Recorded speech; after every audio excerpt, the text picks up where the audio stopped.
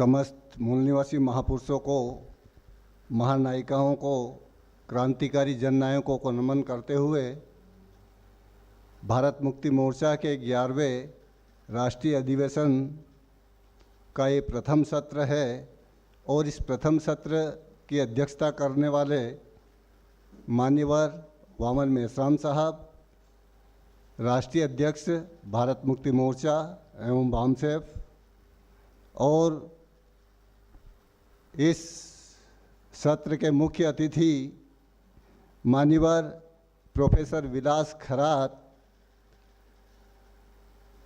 Doctor BR Ambedkar research centre New Delhi, और समस्त वक्ता और अतिथिगण और उपस्थित पंडाल में उपस्थित मूल निवासी साथियों और दुनिया के विभिन्न देशों में और विभिन्न राज्यों के, भारत के विभिन्न राज्यों के इस कार्यक्रम को लाइव देख रहे हैं सभी मूल निवासी साथियों, जोहार। साथियों, मैं बामसेफ भारत मुक्ति मोर्चा के राष्ट्रीय अध्यक्ष मान्यवर वामन मेश्राम साहब को हृदय की गहराई से शुक्रिया अदा करना चाहूँगा, धन्यवाद देना चाहूँगा कि उन्होंने जो आदिवासी सदियों से ज्ञान से, विज्ञान से, कंप्यूटर ज्ञान से, दूरसंचार के साधनों से, ट्रांसपोर्टिंग सिस्टम से, बिहड़ जंगलों में, पहाड़ों में रहने वाले उन आदिवासियों में से कुछ हम जैसे पढ़े लिखे अधिकारी कर्मचारी बन करके आए, बाबा साहब अम्बेडकर के संविधान की बदौलत अधिकारों का लाभ लेकर, लेकिन हमको भी मालूम नहीं था हमारे महापुरुषों का इतिहास। लेकिन वामन मेश्राम साहब ने हम लोगों को जगाने के लिए जो प्रयास किया है और हम लोगों को राष्ट्रीय स्तर पर एक पहचान बनाई है राष्ट्रीय आदिवासी एकता परिषद की, और हर राष्ट्रीय अधिवेशन में आदिवासियों के चर्चा के लिए विशेष रूप से जो ज्वलंत मुद्दे होते हैं उन ज्वलंत मुद्दों को चर्चा में ला करके आदिवासियों का प्रबोधन, जागरण करते हैं। इसके लिए मैं उनका तहे दिल से आभार व्यक्त करता हूं। साथियों, आज के इस भारत मुक्ति मोर्चा के 11वें राष्ट्रीय अधिवेशन में आदिवासियों के लिए जो विषय चर्चा के लिए रखे हैं वो बहुत ही ज्वलंत है। ये आदिवासियों के लिए जानलेवा है, कह सकते हैं। इसमें पहला विषय है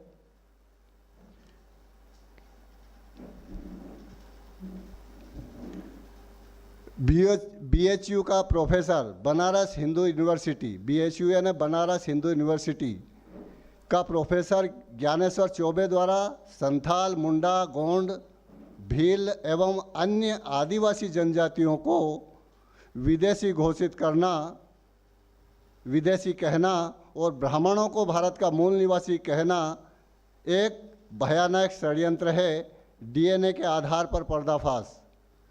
दूसरा विषय है केंद्र और राज्य सरकार द्वारा पेशा कानून के तहत अनुसूचित क्षेत्रों में पंचायती राज व्यवस्था का चुनाव करना और उसमें रोटेशन पॉलिसी का कानून लगाकर SC, ST और OBC में झगड़ा लगाने की बहुत बड़ी साजिश का हिस्सा है। यह भी एक बहुत बड़ा षड्यंत्र है, इसका पर्दाफाश होगा यहाँ। और तीसरा विषय है लोकतंत्र के चारों पिलर, विधायिका, कार्यपालिका, न्यायपालिका, प्रचार प्रसार माध्यम पर कब्जा करना, अल्पसंख्यक ब्राह्मणों का व्यापक षड्यंत्र है, एक गंभीर बहस। साथियों, तीनों ही विषय बहुत ही महत्वपूर्ण हैं। जो पहला विषय है इसके बारे में हमारे प्रोफेसर विलास खरात साहब आपको डिटेल में जानकारी देंगे। साथियों, ये आदिवासियों के बारे में बताना चाहूँगा आप लोगों को कि ब्राह्मण, जब हम लोग डीएनए रिसर्च के माध्यम से भारत के तमाम मूल निवासी जातियां, एससी, एसटी, ओबीसी और इनसे धर्म परिवर्तित, ये सभी को हम लोगों को संवैधानिक पहचान दी गई। वो तमाम प्रकार के हम लोगों को अधिकार दिए गए। बाबा साहब ने संविधान के माध्यम से हमको रिकॉग्नाइज किए गए। ब्राह्मण को कोई रिकॉग्नाइज नहीं किया है। और हम लोग अभी तक तो इतिहास के आधार पर कहते थे कि हम सब बिछड़े हुए लोग हैं। हमारा इतिहास है कि हमारे पुरखे एक थे, हमारी सिंधु घाटी सभ्यता है, हड़प्पा संस्कृति है। लेकिन डीएनए रिसर्च ने हम लोगों को सिद्ध कर दिया कि हमारा डीएनए एक है, हमारे पुरखे एक थे, यानी हम बिछड़े हुए लोग हैं। ये ब्राह्मणों ने, ये विदेशी यूरोशियाई ब्राह्मण ने हम लोगों को अलग अलग पहचान देकर के सदियों से हमको विभाजित कर रहा है और हम पर अल्पसंख्यक ब्राह्मण सदियों से राज कर रहा है। साथियों, ये जब से डीएनए रिसर्च की रिपोर्ट आई तभी से वामन मेश्राम साहब ने बड़े पैमाने पर इसका प्रचार प्रसार किया, जिला स्तर से लगा करके राष्ट्रीय स्तर पर। लेकिन अब जैसे ही इनका पर्दाफाश हुआ तो आज डीएनए के ऊपर जो ब्राह्मण सिखों को, इस मुसलमानों को विदेशी घोषित कह रहे थे, आतंकवादी कहते थे, आज मुसलमानों को कह रहे कि भारत में 40,000 साल से हम लोग सभी है, हमारा डीएनए एक है। मतलब वो पहले एससी, एसटी, ओबीसी को कभी सिखों के विरोध में इस्तेमाल करते थे, कभी मुसलमानों के, कभी ईसाइयों के विरोध में। आज कह रहे कि नहीं, आप सभी का डीएनए एक है। तो ये कहने के लिए मजबूर करने वाला एक ही शख्सियत है, वो है वामन मेश्राम साहब। कि छुपे हुए को आज जो डीएनए के माध्यम से आज उसकी औकात पता चल गई कि हमको आज नहीं कल, कल नहीं परसों ये हम लोगों को नंगा करेंगे। आज नंगा कर चुके हैं। आज तमाम पूरी व्यवस्था पर, चाहे वो विधायिका हो, कार्यपालिका हो, न्यायपालिका हो, या मीडिया हो, या आईबी, सीबीआई, तमाम उसके ऊपर कब्जा है।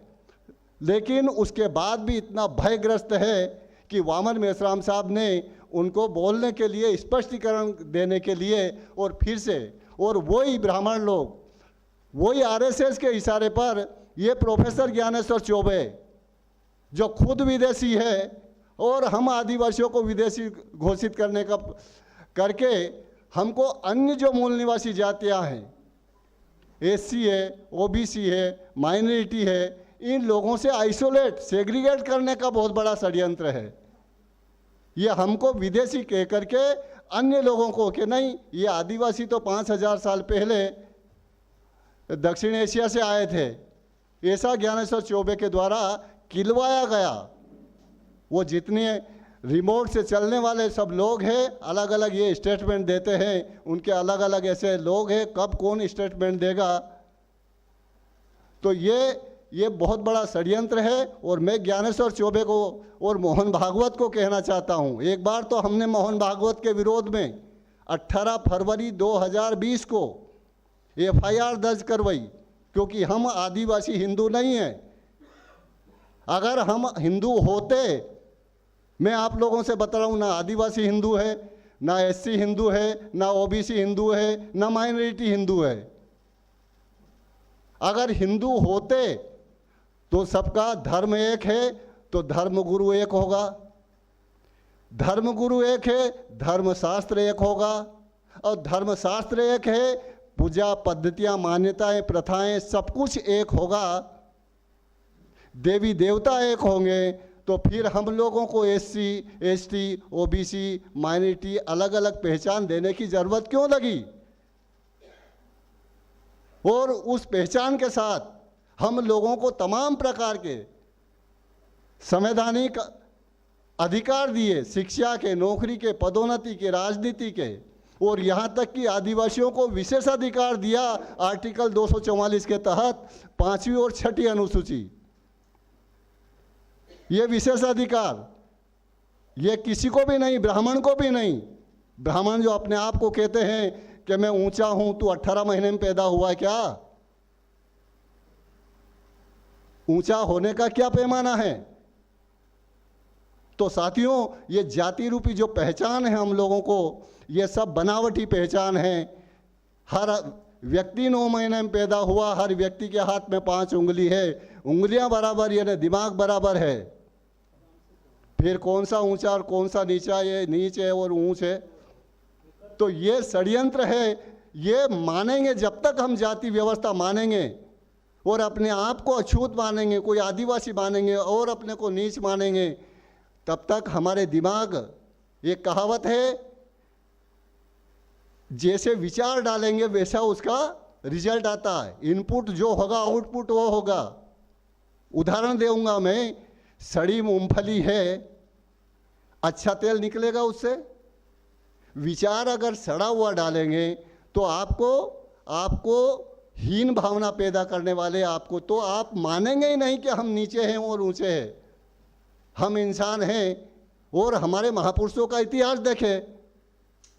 आज बाबा साहब अम्बेडकर को ही देख ले। बाबा साहब अम्बेडकर दुनिया के एकमात्र ऐसे स्कॉलर्स थे, ऐसे प्रतिभाशाली थे, इतने योग्यताधारी थे। शायद ये तथाकथित ऊंची कहने वाले अपने लोग, ब्राह्मण बनिया और राजपूत कोई हुआ अभी तक ऐसा?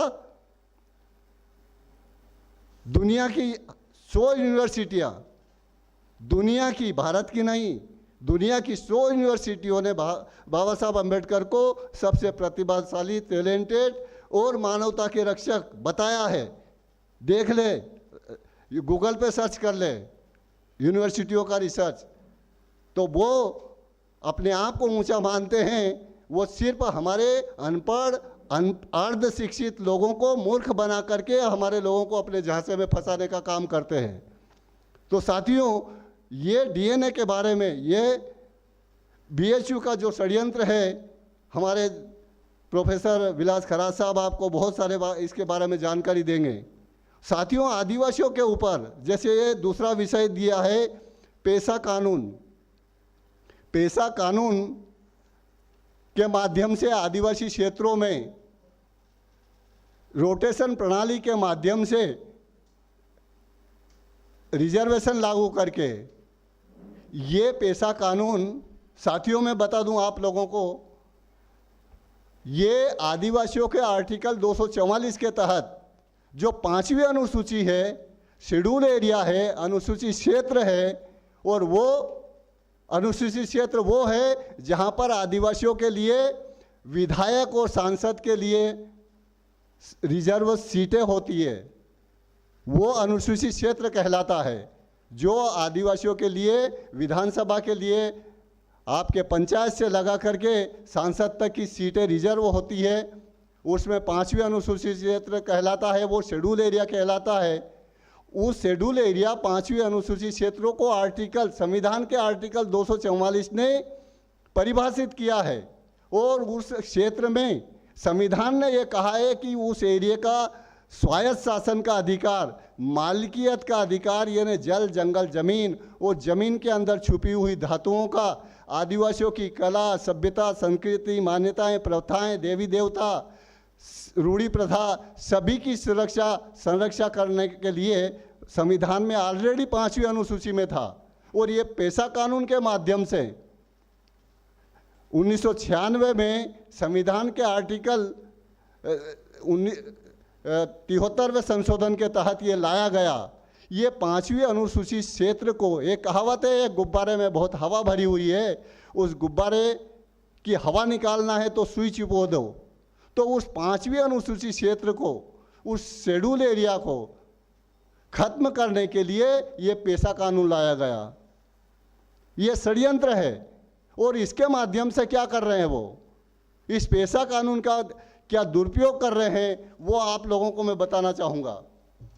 साथियों, जो आदिवासी नया अभी इम्प्लीमेंट किया जा रहा है, प्रचारित किया जा रहा है कि हम आदिवासियों को पेशा कानून ला रहे हैं। अरे जब 5वीं अनुसूची ऑलरेडी 1950 से बाबा साहब अम्बेडकर ने प्रावधान कर रखा है, उसका कोई अभी तक लागू नहीं की, इम्प्लीमेंट नहीं की, और आज पेशा कानून ला करके तुम उन आदिवासी क्षेत्रों में उसके माध्यम से यानी गैर आदिवासियों की घुसपैठ, हर तरीके से गैर आदिवासियों की उस क्षेत्र में घुसपैठ, गैर आदिवासियों को उस आदिवासियों को हक छीनने के लिए रोटेशन प्रणाली का मतलब आदिवासी क्षेत्र में पंचायत से लगा करके तमाम जिला पंचायत, जनपद पंचायत, चाहे वो विधायक या सांसद, सभी सीटें सिर्फ और सिर्फ आदिवासियों के लिए सुरक्षित थी।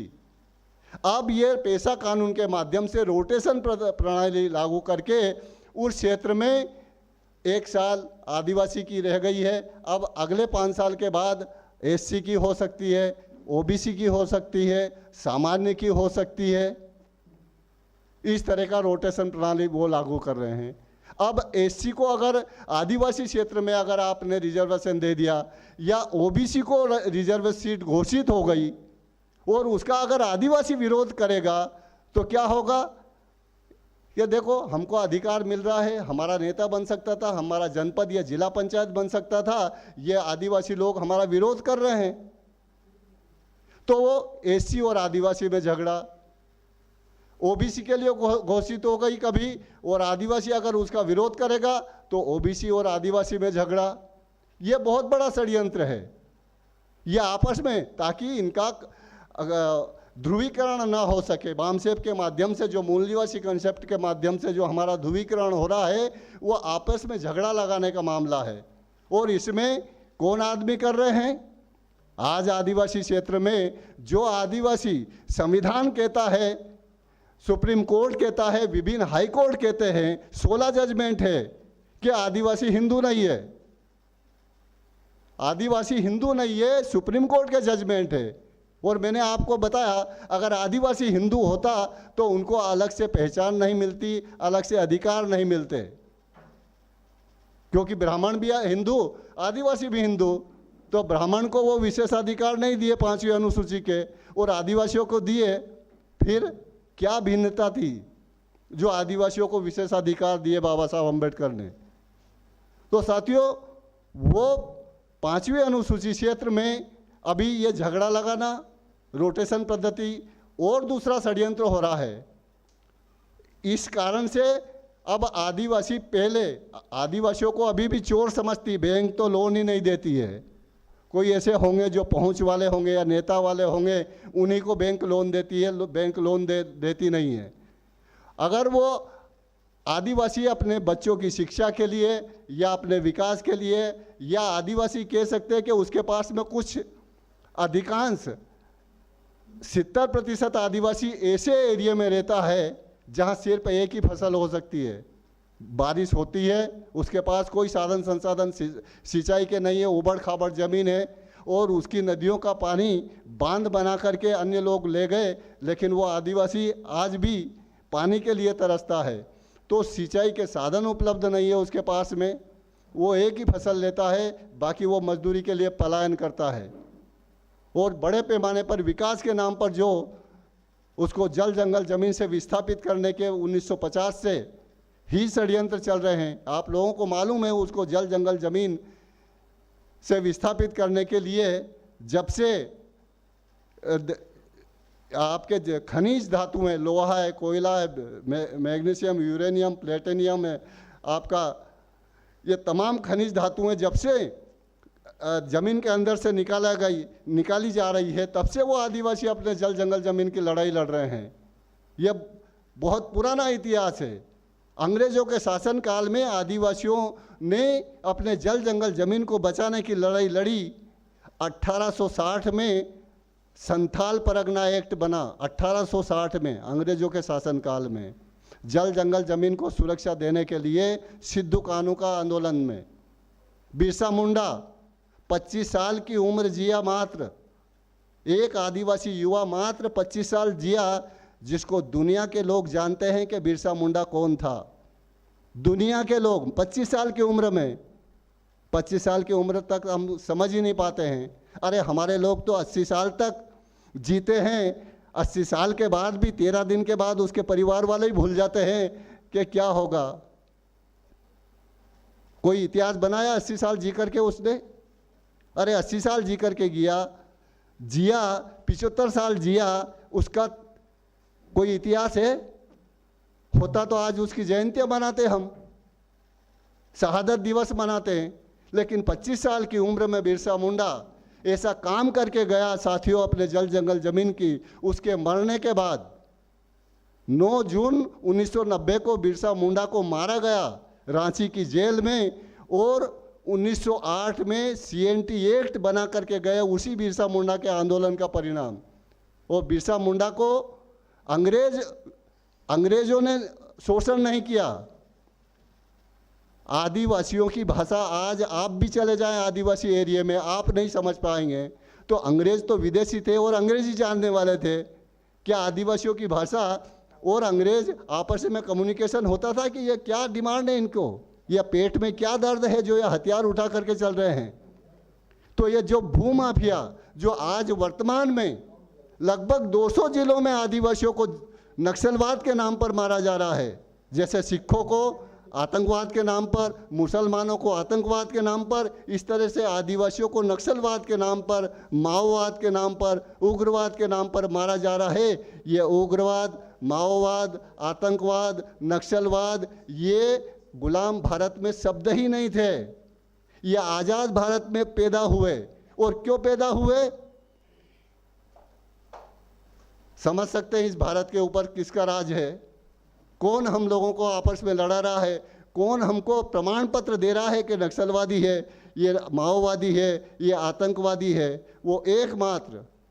और हमारे अन्य ये कह कर के हम अन्य लोगों की सबकी अलग अलग पिटाई करते हैं, और हम अलग अलग हमारी पिटाई हो रही है और हम अपना बचाव कर रहे हैं।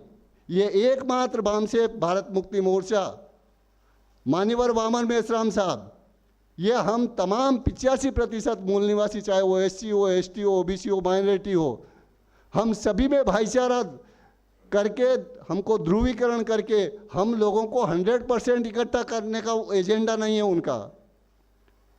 हम 85% है, उनमें से 50% लोगों को भी हम लोगों को इकट्ठा करने का वामन मेश्राम साहब का एजेंडा नहीं है।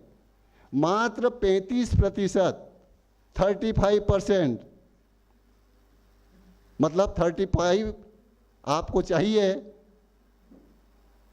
65% ब्राह्मणों की गुलामी करेंगे तो भी हम आज़ाद हो सकते हैं।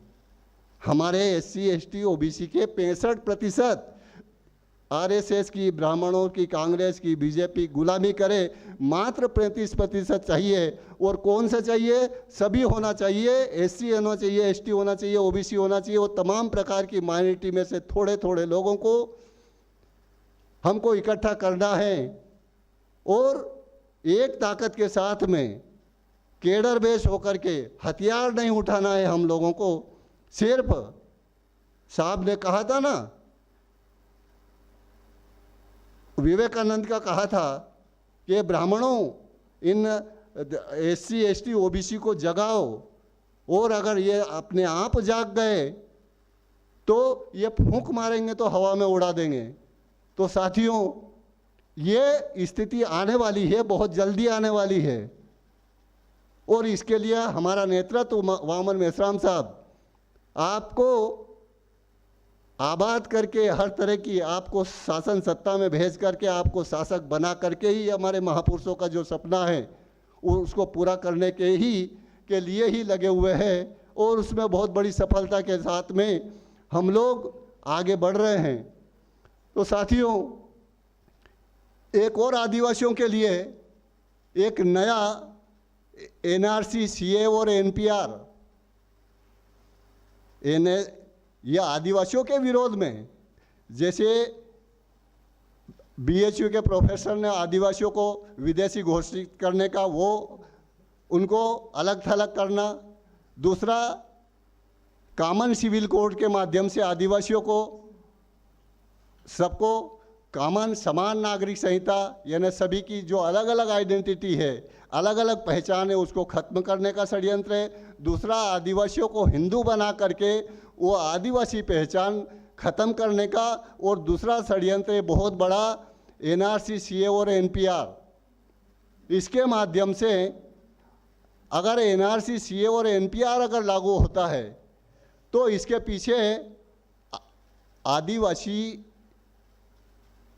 आदिवासी 50% आदिवासी अपने जल जंगल जमीन से अभी विस्थापित हो चुका है, संविधान के विरोध में जाकर के। संविधान कहता आदिवासी की जल जंगल जमीन, आदिवासी की जमीन कोई गैर आदिवासी खरीद नहीं सकता, ये संविधान कहता है। सुप्रीम कोर्ट का जजमेंट है कि नक्सलवाद का निर्माण हुआ आदिवासियों को जल जंगल जमीन छीनने से, सुप्रीम कोर्ट ने प्रमाण पत्र दे रखा है।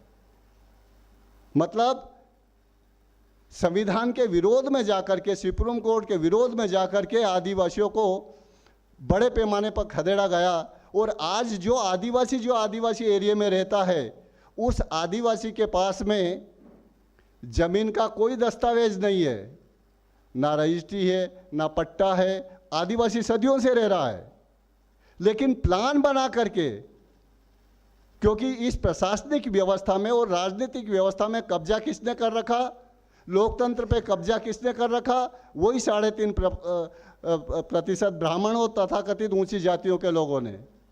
उन्होंने प्लान बना करके, उन आदिवासी सदियों से रह रहा, लेकिन उन आदिवासियों के दस्तावेज तैयार नहीं किए, ना कोई पट्टे तैयार किए। 13 फरवरी 2019 का जजमेंट आया था, आप लोगों को जानकारी होगी। 16 राज्यों के 20 से 22 लाख आदिवासियों के नहीं, ये आदिवासियों की ज़मीन नहीं है। सुप्रीम कोर्ट का जजमेंट नहीं, ये पर्यावरण संरक्षण के नाम पर, जानवरों के संरक्षण के नाम पर, हाथी के संरक्षण के नाम पर अभ्यारण्य बनाना है और आपका नेशनल पार्क बनाना है। उसके लिए ये ज़मीन ली जाए और ये आदिवासियों ने जबरन अतिक्रमण करके कब्जा कर रखी है, इसलिए इनको हटाया जाए।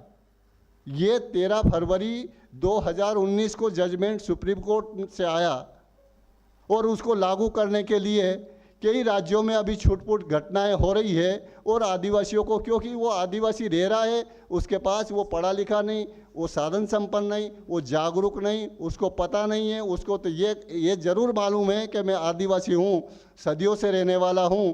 तो वो अगर एनआरसी, एनपीआर और सीए का कानून अगर लागू होता है तो आदिवासी के पास ना तो कोई दस्तावेज है, और जो आदिवासी विकास के नाम पर बेदखल किया जा चुका है, उस आदिवासी को तो यहाँ से बेदखल कर दिया जहाँ ऑलरेडी उसकी पहचान थी, जहाँ रहता था वो शेड्यूल एरिया था, वो नॉन शेड्यूल एरिया में पहुँच गया।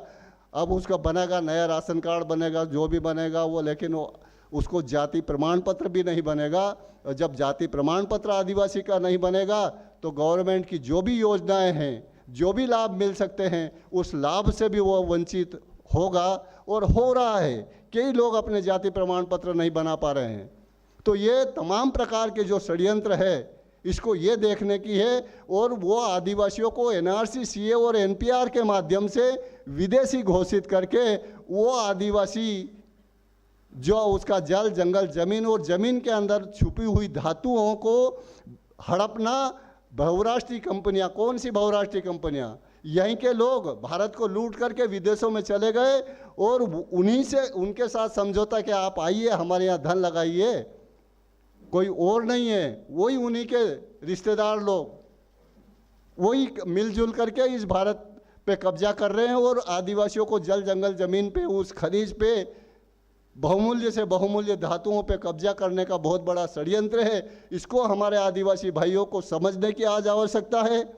और एकमात्र आदिवासियों को बचाना है या तमाम मूल निवासी को बचाना है तो एकमात्र वामन मेश्राम साहब के नेतृत्व में हम हजारों पीढ़ियों को आबाद करवा सकते हैं, आज़ाद करवा सकते हैं, मान सम्मान स्वाभिमान दिला सकते हैं और शासक बना सकते हैं। आप इस मूवमेंट के साथ में तन मन धन से साथ सहयोग करने की आवश्यकता है।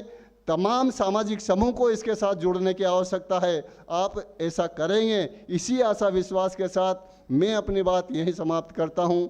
आपने मेरी बात ध्यान से सुनी। आभार। जय जोहार, जय आदिवासी, जय मूल निवासी।